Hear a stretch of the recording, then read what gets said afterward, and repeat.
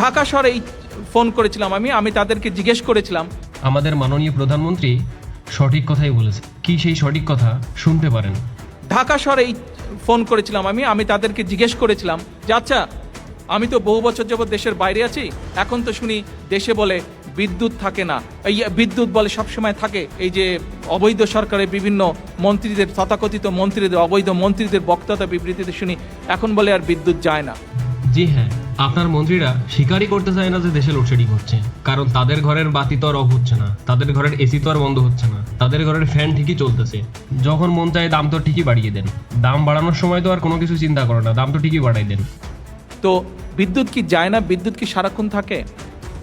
আমি ধানমন্ডিতে কথা বলেছি একজনের সাথে, আমি তেজগাঁয়ে কথা বলেছি, আমি মিরপুরে কথা বলেছি, আমি বাড্ডাতে কথা বলেছি, আমি উত্তরাতে কথা বলেছি, আমি কমলাপুরের পিছনে জায়গাটার নাম কি, বাসাবতে আমি কথা বলেছি, ড্যামরাতে আমি কথা বলেছি। যতগুলো জায়গায় কথা বলেছি প্রত্যেকটি জায়গা থেকে আমি শুনেছি প্রতিদিন লোডশেডিং হয়, প্রতিদিন 1.5-2 ঘন্টা করে কারেন্ট থাকে না। জি, আপনি সঠিক কথাই বলেছেন, সেটা ঢাকার ক্ষেত্রে। বাট ঢাকার বাইরের অবস্থা আরও শোচনীয়। ঢাকার বাইরে গ্রামগুলোতে কারেন্ট মাঝে মাঝে আসে। আমি আমার এখানকার গত 2 দিনের কথাই শেয়ার করি।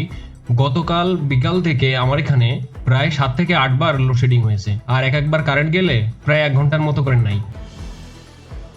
ঢাকায় যদি এই অবস্থা হয়, ঢাকার বাইরে কি অবস্থা সেটি আপনারা আন্দাজ করতে পারেন। ঢাকার বাইরে থেকে যেই কয়টি খবর আমি নিয়েছি, প্রত্যেকটি জেলা থেকে আমাকে বলেছে গড়ে প্রতিদিন 3-4 ঘন্টা করে মিনিমাম কারেন্ট থাকে না।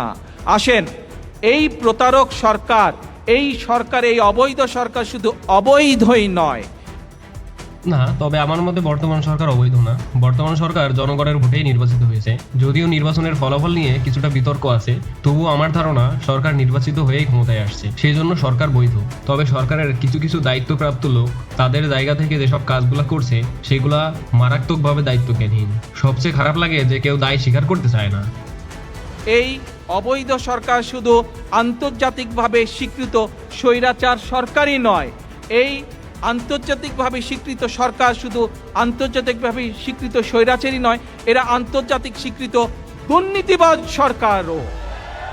না, আমি আসলে এই সরকারকে এত বড় অপবাদ দিব না। তবে সরকার ক্ষমতায় আসার পর থেকে আসলে অনেক চাঁদাবাজি বেড়ে গেছে, আইন শৃঙ্খলার পরিস্থিতি অনেক খারাপ, আর দুর্নীতিও ডে বাই ডে বাড়তেছে। এইভাবে যদি চলতে থাকে অদূর ভবিষ্যতে আমরা খুবই একটা কঠিন সময়ের সম্মুখীন হতে যাচ্ছি। আল্লাহ ভালো জানে, দেখা যাক কি হয়। এবং সমগ্র দেশবাসীর সামনে, সমগ্র দেশবাসীর দৃষ্টিতে এরা একটি প্রতারক সরকার।